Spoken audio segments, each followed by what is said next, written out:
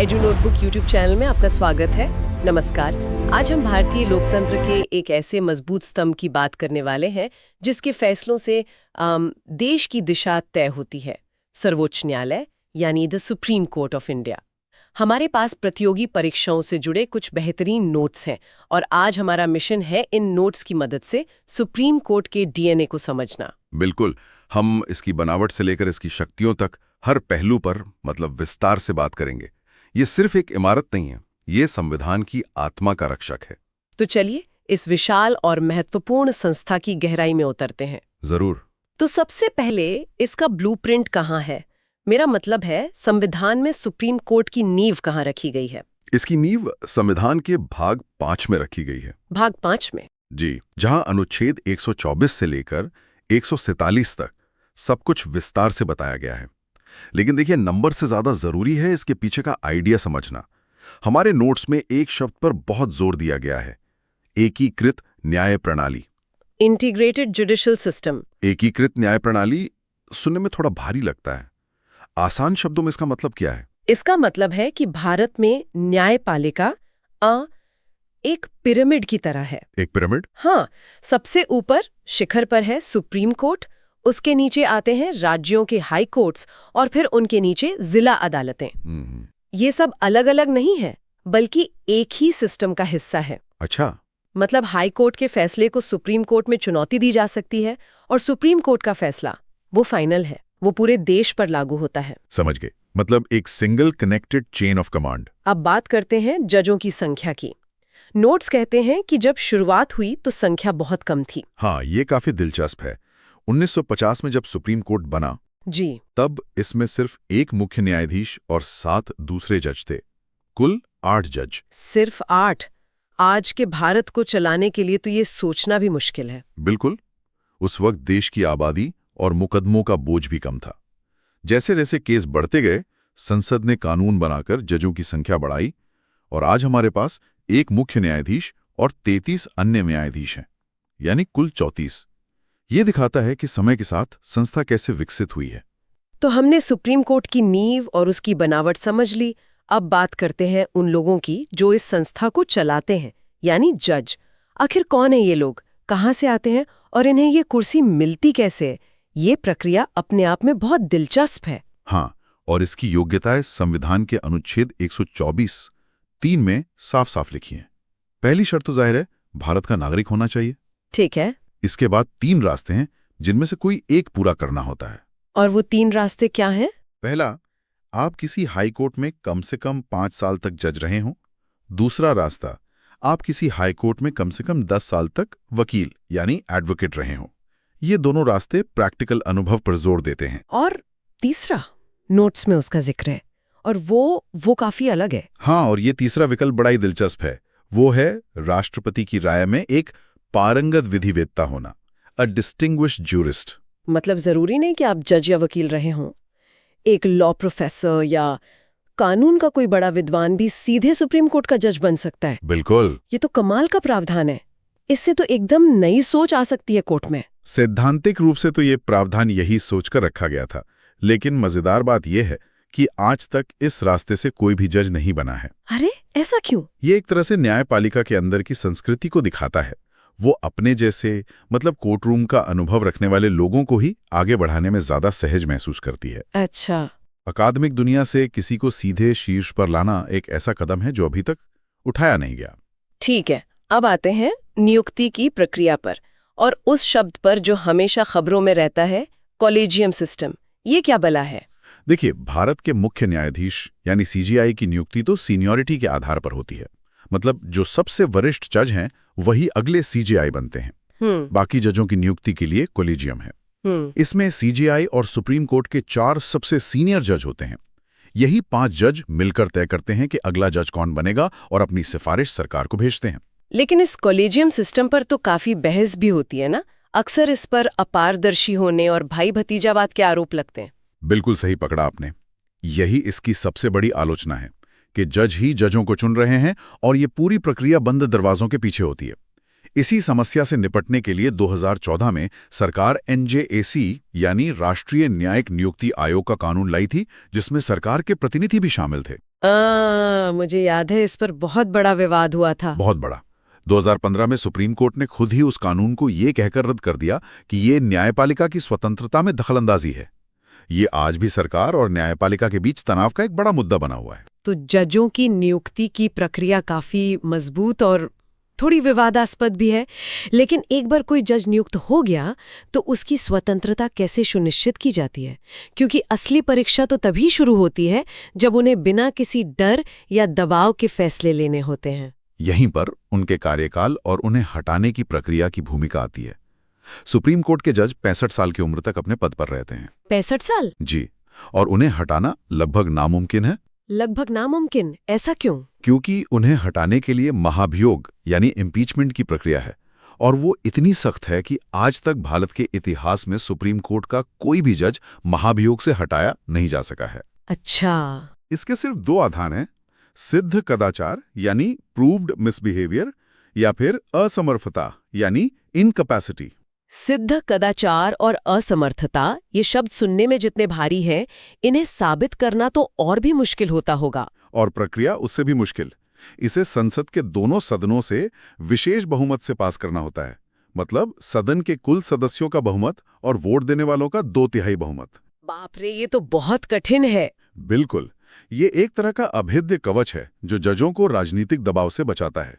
इस कवच के अलावा क्या और भी कोई सुरक्षा दी गई है जजों को? हाँ, कई और इंतजाम हैं। जैसे उनकी सैलरी भारत की संचित निधि कंसोलिडेटेड फंड से आती है, जिस पर संसद में वोटिंग नहीं हो सकती। मतलब कोई सरकार गुस्से में आकर उनकी सैलरी नहीं काट सकती। एग्जैक्टली। और रिटायरमेंट के बाद वो वकालत नहीं कर सकते, ताकि भविष्य के लालच में कोई फैसला ना दें।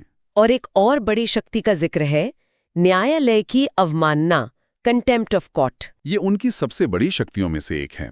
अगर कोई व्यक्ति या संस्था अदालत के आदेश का पालन नहीं करती या उसकी गरिमा पर हमला करती है, तो कोर्ट उसे सजा दे सकता है। लेकिन क्या कभी-कभी इस शक्ति का इस्तेमाल आलोचना को दबाने के लिए नहीं हो सकता? एक स्वस्थ लोकतंत्र में अदालत के फैसलों की आलोचना तो होनी ही चाहिए। ये अवमानना और स्वस्थ आलोचना के बीच की रेखा बहुत धुंधली नहीं है? ये एक बहुत ही जरूरी और मुश्किल सवाल है, और इस पर हमेशा बहस चलती रहती है। अदालतें खुद कहती हैं कि फैसलों की तार्किक आलोचना हो सकती है, लेकिन जब वो आलोचना अदालत की नीयत पर या उसकी निष्ठा पर हमला करने लगे, तब अवमानना का मामला बनता है। ये संतुलन बनाए रखना न्यायपालिका के लिए एक स्थायी चुनौती है। ठीक है, तो अब तक हमने सुप्रीम कोर्ट की इमारत खड़ी कर दी, उसमें जजों को नियुक्त कर दिया और उन्हें काम करने की आज़ादी भी दे दी। अब बात करते हैं उनके औजारों की, यानी सुप्रीम कोर्ट की शक्तियां क्या हैं?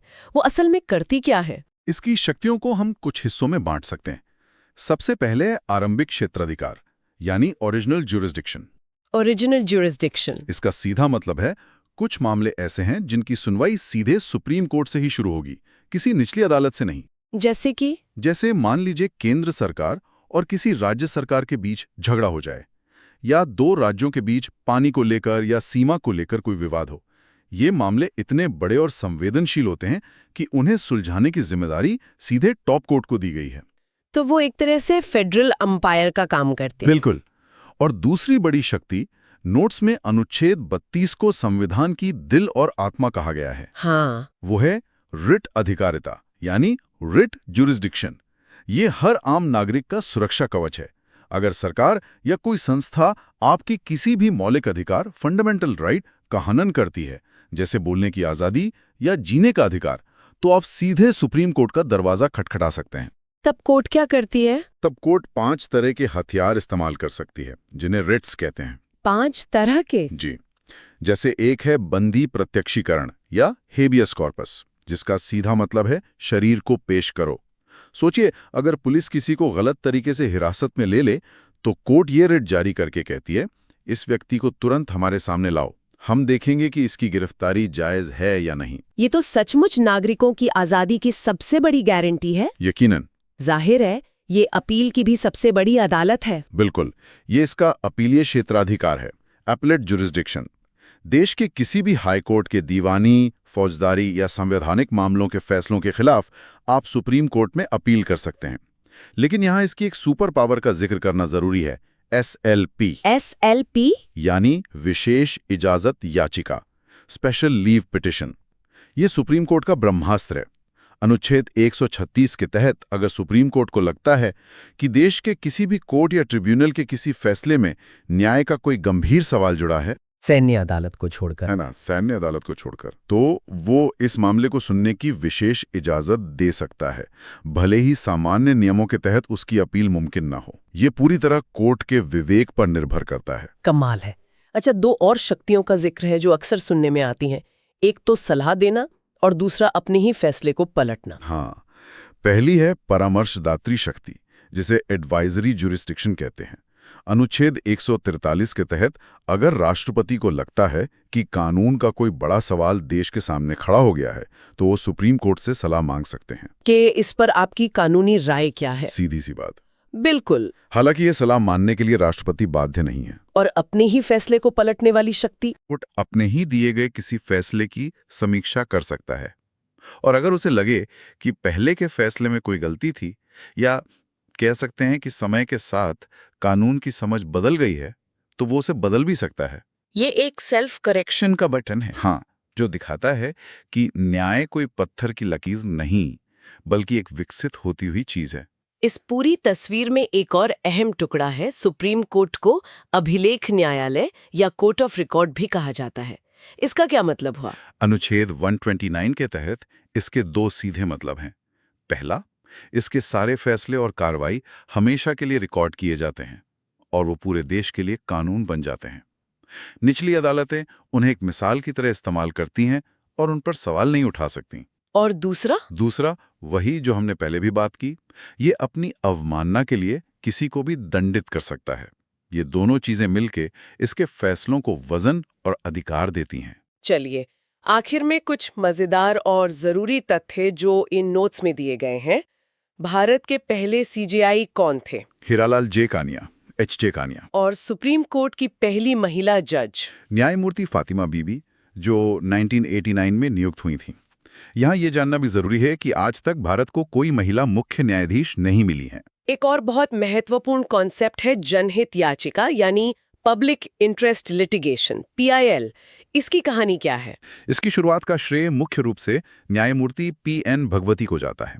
70 और 80 के दशक में उन्होंने महसूस किया कि देश के करोड़ों गरीब और वंचित लोग इंसाफ के लिए अदालत तक पहुंच ही नहीं सकते। तो PIL इसी खाई को पाटने का एक तरीका था। एक क्रांतिकारी तरीका था। क्रांतिकारी कैसे? इसके जरिए अब कोई भी व्यक्ति किसी सार्वजनिक मुद्दे पर, जैसे पर्यावरण का नुकसान या बंधुआ मजदूरी, कोर्ट जा सकता था, भले ही वो खुद पीड़ित ना हो। कहते हैं कि उस दौर में जेलों में बंद कैदियों की चिट्ठियों और पोस्टकार्ड को ही याचिका मानकर सुनवाई शुरू हो जाती थी। एक पोस्टकार्ड भी अदालत का दरवाजा खटखटा सकता था। बिल्कुल, इसने सच ने न्याय को गरीबों की झोंपड़ी तक पहुंचा दिया। तो आज की हमारी इस चर्चा से ये बात तो साफ है कि संविधान निर्माताओं ने सुप्रीम कोर्ट को सिर्फ एक अदालत नहीं, बल्कि संविधान का संरक्षक और मूल अधिकारों का रक्षक बनाने के लिए एक बहुत मजबूत और स्वतंत्र संस्था के तौर पर उनके विकास